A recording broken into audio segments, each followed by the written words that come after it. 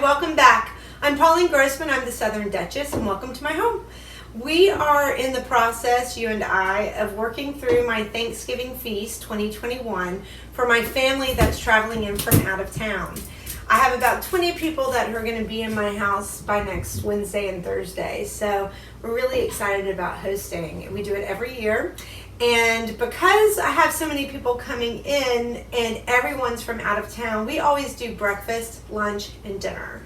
It's something that makes it feel really special. We're together all day. We have all kinds of things planned for the whole weekend, and so I really want to make it really special for everybody. So we're going to be focusing on a particular recipe that I came up with for our breakfast feast. I always do a roasted ham. We have New York bagels that are coming down. My in-laws are bringing them. I do some cream cheese spreads for that.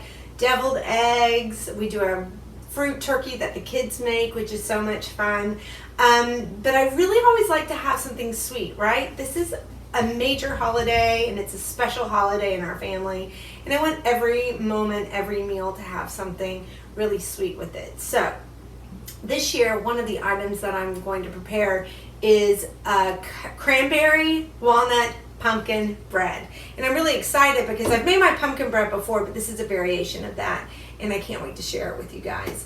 I know it got a lot of hits on the Instagram account and my Facebook account, and a lot of private messages of people, friends actually, who are texting me who wanted the recipe. So anyways, I'm excited to be able to share this with you. So go ahead, if you're cooking along with me today, get your stuff laid out, get your bowls, your whisks, get your measurements done. Everything's there for you in the link, and we'll get started. All right. So we're going to start with our dry ingredients. That's always a great place to start, okay? So what we're going to do is we're going to do 3.5 cups of flour, okay? I went ahead and measured mine out because my flour is in my pantry and I didn't want to have to dig it out for you. So you want to do 3.5 cups. I'm going to put this in this little sifter that I have. It's best to do it this way, honestly. I mean, if you want to skip this step, it won't be the end of the world, but it always makes it a little bit easier. Now, what I'm going to do, I'm going to put the rest of that out in a second. You want to do two teaspoons of fine salt.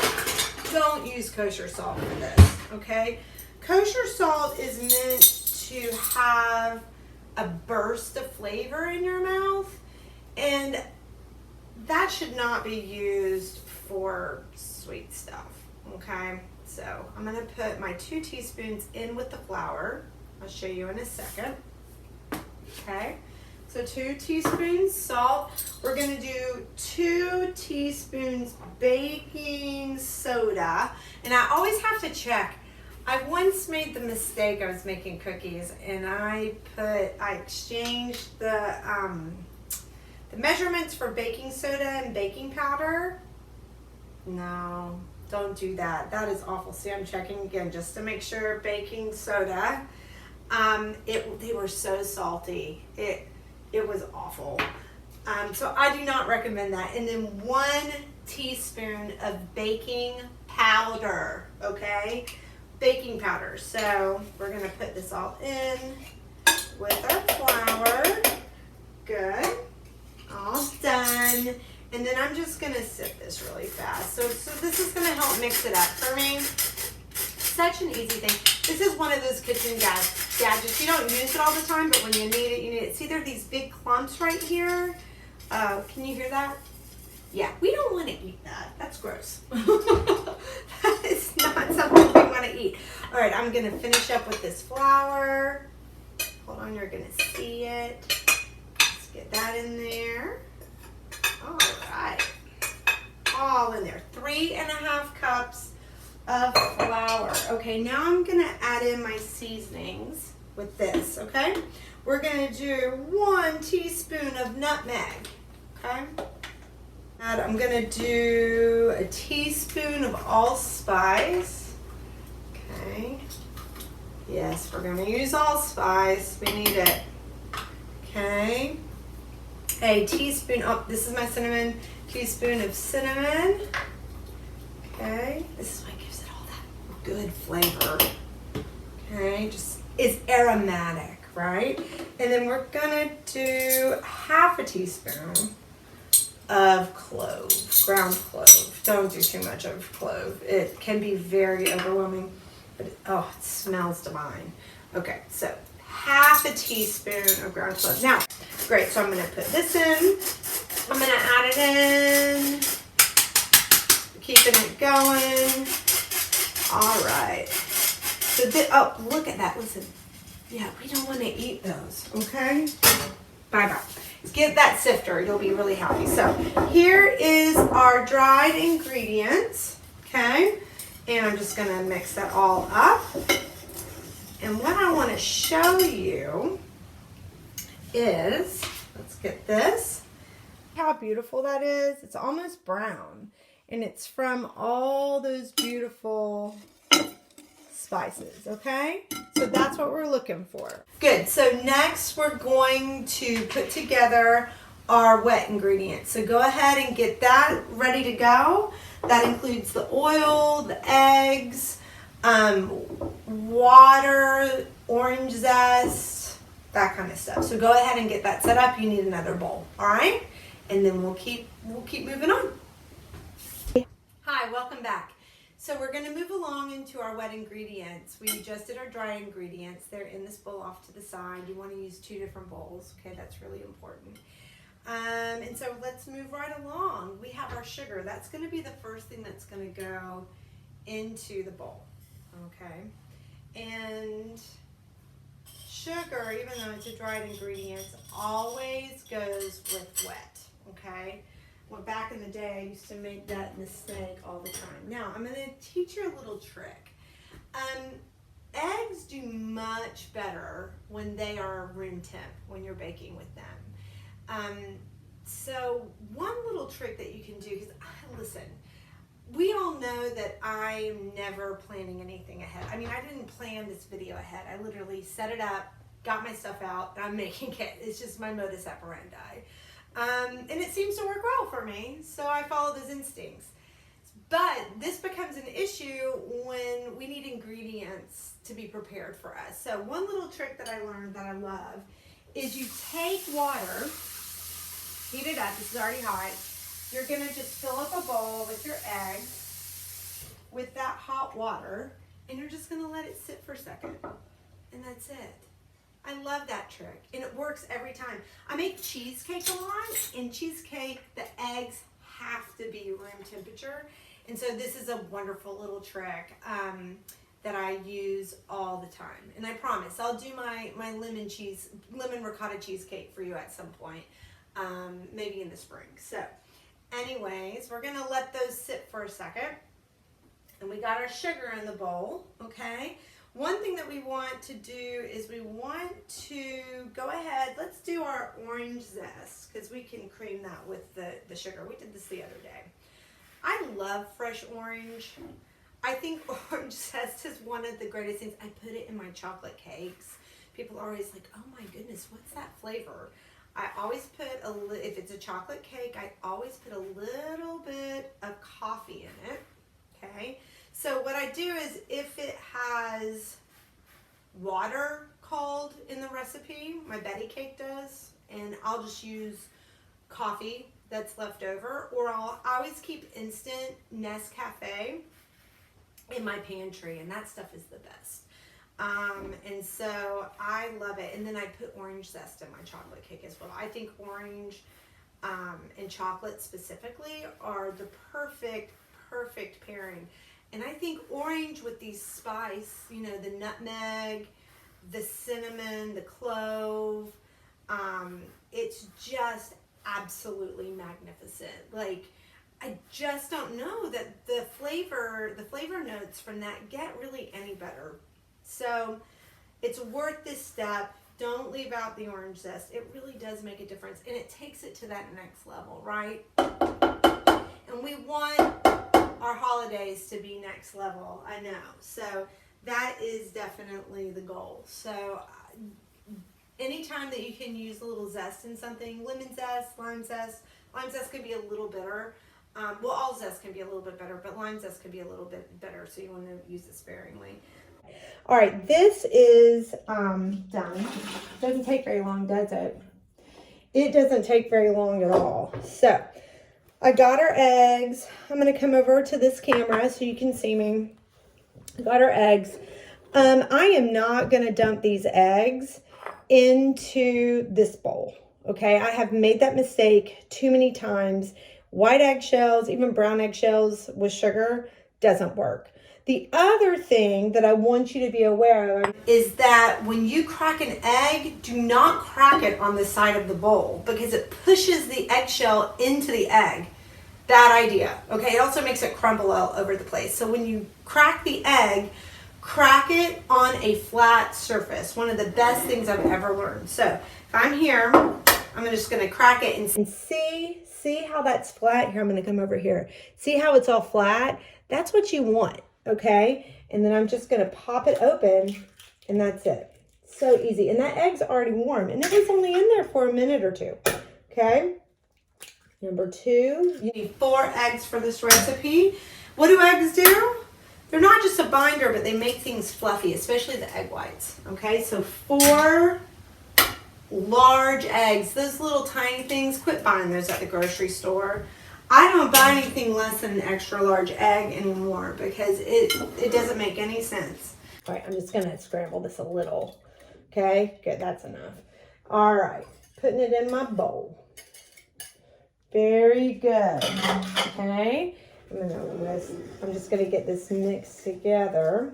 And then we're gonna add, that's enough, our oil. So it's 1 cup of vegetable oil. That's all you need, okay? But you gotta have it. I know some people like to use banana.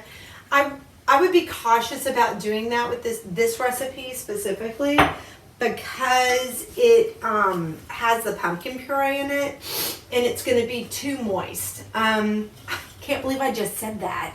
It's gonna be too moist. It's gonna fall apart. So I would not do that. I would do it for other recipes. I have done it for other recipes and it's wonderful, but not for this one. Now, as I do this, I can smell that orange. It's amazing. Oh my goodness, it's so amazing. Look how creamy that is, right? Look at that. Look how eggy it is. It's so beautiful. Those egg yolks are really orange. It means it was a happy bird. All right, now I'm gonna add my pumpkin puree. All right, you just need 1 15-ounce can. Oh my gosh, I can smell that pumpkin. Y'all have to make this. This would be a great gift. This would be a great hostess gift to take if you're going somewhere. And the beautiful thing about it is, and we're gonna talk about this in a bit, is it is great to freeze. So let's move on. We have our wet ingredients. We have our dry ingredients. It's time to marry them. So catch your breath. Go ahead and preheat your oven. I'm pointing over here because this is where my oven is. Go ahead and preheat your oven at 375. Get out a couple loaf pans. All right, if you have them, you could do muffins if you wanted to do muffins. Whatever you got on hand, you could do a cake pan. It's just going to take a little bit longer to cook, to bake. Whatever you prefer. Get your pans ready to go. Get set up. Take a breath, and we will come right back. So, anyways, I have a big old bag of walnuts right here. I'm going to get out my cookie sheet. Okay. Let me make a little bit of space going on here. That's good. So, I need to be honest about something. I am notorious for burning things under the broiler. So, I'm going to do my best. I always get twice as many bread, nuts, whatever it might be that I'm broiling. Just in case if I burn it. I've been known to actually catch ovens on fire at my sister's house during Christmas, and it was bad. We actually had to get the fire extinguisher out. and we almost didn't have dinner. But everything was fine. I'm gonna do just a rough chop of these before I toast them. Just makes it easier because it's hot. We gotta let them cool down. That's looking good, okay? Good, you see that? So I didn't even put anything in the bottom of this pan. It's unnecessary. There's lots of oil already in the nuts. We don't need to do that. So don't bother it. Plus it's just gonna burn and be hard for you to clean up. So I'm gonna pop this in my oven. I'm gonna turn, wish me luck, y'all. Wish me luck. Okay, we're gonna put this under the broiler and it's just gonna take a couple of minutes. I wish somebody was here to help me. I need like a stunt double. I really, really do. Because this could be, well, we got our spare nuts. All right, we got the spare nuts. I'm gonna just put this here now. It's really important to take your time, okay? Do not dump. After all this effort, do not dump all this wet ingredient into this bowl, okay? Same thing as the potato video. You do not want to overwork flour. This is why your cakes get dried out, okay? It's because you beat it to death with the whisk. We're not doing that. We're not doing that anymore. You're gonna know better, okay? So we're just, oh, they're done. They're done, they're done. Oh man, almost burnt. Oh yeah, all right. Good, now the other trick here is you don't leave it on the pan. You do not leave it on the pan. Sorry to jump back and forth because they will continue to cook. Look at those. You want to see? Hold on, let's see. Let me see. Oh, they smell so good. I did it, y'all. I did it. And I didn't burn my house down. You never know here, right? I'm full of all kinds of things. All right. Reset back to our ingredients. Now that didn't take very long, though, did it? I told you it'd be fast. Okay. So we got wet. And actually, I want to show you what this looks like when you're going back and forth. All right, see? Yeah, and I'm not like stirring it to death. I'm just mixing it together, all right? So I got my wet ingredients. I know it's always fun when I do this little, I'm not really a cameraman. That's obvious. And I'm just going to work it in there very easily. See how it's turning into a batter? Okay. All right. So we're just going to work this back and forth. Now, I'm feeling like it's getting a little tough. I'm going to take my water. This is a trick.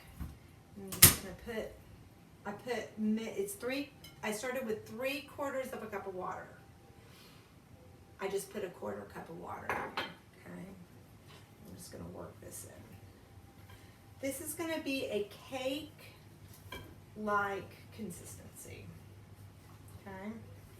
It's not bread, like bread per se. This is like banana bread. Okay. It's like a fruit bread. Okay. Good. Good. I want to show you. Here, let's take a look again. See the difference that 1/4 cup makes? That makes a huge difference, okay? So we're going to keep doing that back and forth, okay? I am going to add one more ladle.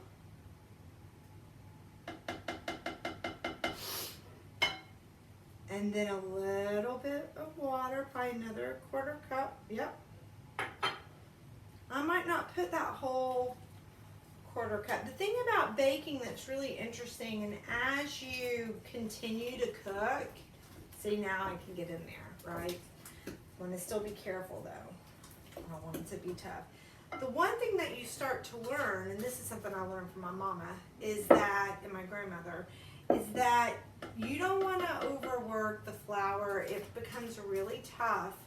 And also the weather plays a huge, huge part in how baked goods react. And the water, it has to do with the humidity in the air. And when I plan on doing a how to make a Southern biscuit video. And when I do that, I'll talk about it more. But just for now, just know we're using that water to get to a certain consistency, and I'll show you what that is up close in a second. So I'm going to get the rest of this wet ingredient in here. That's all of it. It's really pretty. It's that gorgeous orange color. You're not going to be disappointed. No one's going to be disappointed with this. Okay, so let's take a look. I might add a little bit of water in there. To see how that's a batter consistency? Yeah, that's what we're looking for. Right, now we're going to set up for filling our loaf pan. So go ahead and grab those. Get some spray or butter. Get flour and get your pans and meet me back here. And we're going to get the last two steps done, which is getting those loaf pans loaded and then baking them, and it's done. It's amazing how fast it is. All right, I'll meet you back here in a couple minutes. Okay, you ready to move on? We have finished our wet ingredients, our dry ingredients, adding in the walnut, toasted walnuts, adding in the cranberries, the dried cranberries, and we're moving on to the next stage. We're kind of getting into the end, which is wonderful. It's such an easy recipe, and I hope that you're excited about trying it. So, moving on. I have 2 loaf pans. You can use metal pans as well. It's whatever you prefer. I just happen to have 2 that match, and so that's what I'm using. I'm going to give you a tip. I love this tip, okay? I always keep I do it French style. I keep my butter out. I go through it. I wouldn't say I go through it quickly. We don't eat butter in everything. Surprisingly enough, being Southern, we have to be a little careful about that, right? We care about our health.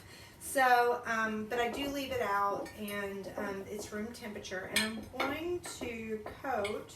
Now you can use spray stick if you prefer. It's whatever you have. I'm out of it, which is surprising, but this is just as easy. And get it in all the crevices. That's really important. Get it all the way up to the edge.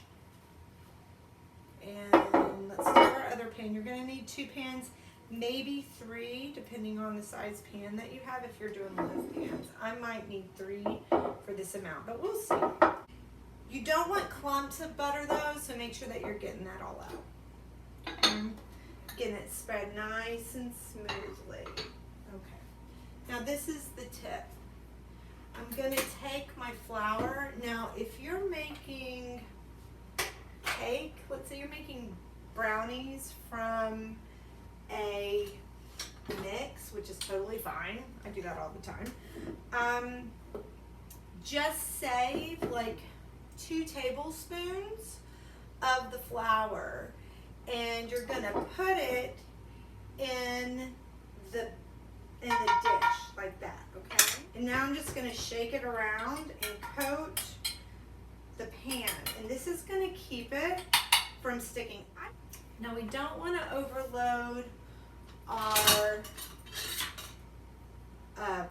baking loaf pans, okay? We don't want to fill them more than 2/3, and that might even be too much. You could do half, and I think what I'm going to do is fill them both halfway and just see how much batter I have left. I think that's probably the wisest way for me to go about doing that. So I'm going to do 1 more spoonful in this one. I'm going to give it a little bit of a shake. Work all those air bubbles out, and that's about half. Okay, come on over. Yeah, I'm definitely gonna either have to do another loaf pan. I got so many people coming. Totally fine. But these are a little bit smaller than my metal ones. Yeah. So these are about half full. I'm gonna put a little bit more in this one. Just gonna get it to that halfway mark. And again, if you want to do muffin pans, it's totally fine, okay? Actually, I think they'd be really delicious as muffins. So as you can see, I'm gonna give it a little shake. Yep. Good. And here they are. So they're halfway full. I'm going to, and here's another tip. Don't put them just on in the oven, like just on the oven rack. If they happen to spill over, it is an awful mess. So just put them on a cookie sheet or a catering sheet. Mine has a sill pad in it just to keep it from sliding around when I take it in and out. I'm gonna throw it in the oven and at 375 for about 30 to 40 minutes. And we'll come back and check in and I'll let you know how it's doing. All right? Hi, welcome back. So as my 3 loaves are still baking in the oven, I went ahead and made my glaze. It is half a cup of confectioner sugar, 3 tablespoons of maple syrup or any kind of syrup, however you call it, and then a couple of tablespoons of orange. What is this thing? An orange. Okay. And I've whisked it up. Now I've tripled that because I have 3 loaves. So that is for 1 loaf. All right. And this is the consistency. I wanted to show this to you because I think this is really important. I think this is where the cooking channels really get it wrong. They're not like getting in there and showing you how it really should be. So you see that consistency? It's like caramel, right? Like I said before. So it's nice and thick. So I'm going to let this rest. I need to let my my loaves, my pumpkin loaves, rest completely cool before I put the glaze on. Otherwise, the glaze will just melt completely off the side. I've made that mistake many times. It's like trying to ice a cake that's hot. You can't do it.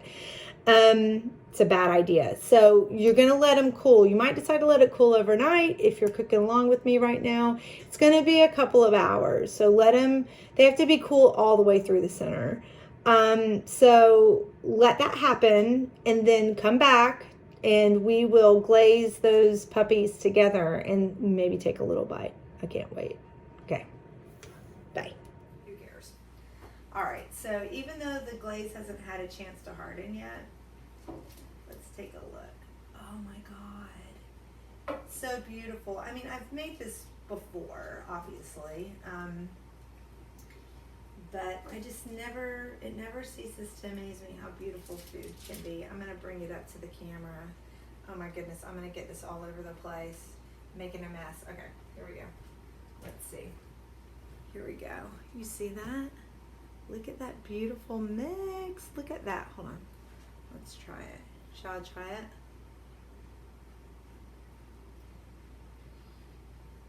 Oh my God. This is so good. This is one of my favorite things, I think. It's so perfect. It's not too sweet. You get that like toasted nut flavor. And then the tartness from the cranberry. And the sponge of the cake is so moist, but the outside feels like banana bread. It has that same consistency. That is a delicious bite. You need to make this and take it to your Thanksgiving and give it as a gift. It has like, it just ignites all the senses. It has the orange and the nutmeg and the clove and the maple syrup. It's basically fall in food. It's so beautiful. I can't wait to serve this. My family is going to love it. And I know that your family is going to love it and your friends are going to love it. So take the recipe, make it your own as always. It is yours. Enjoy it, love it. Ask questions if you have, just message me. And if there's anything else that you want to learn how to do, send it my way. I have a couple things lined up already, but if there's something that you really want to learn, I'm down. All right, that's pretty much it. I'm going to finish eating this entire loaf from my kitchen to yours. Happy Thanksgiving.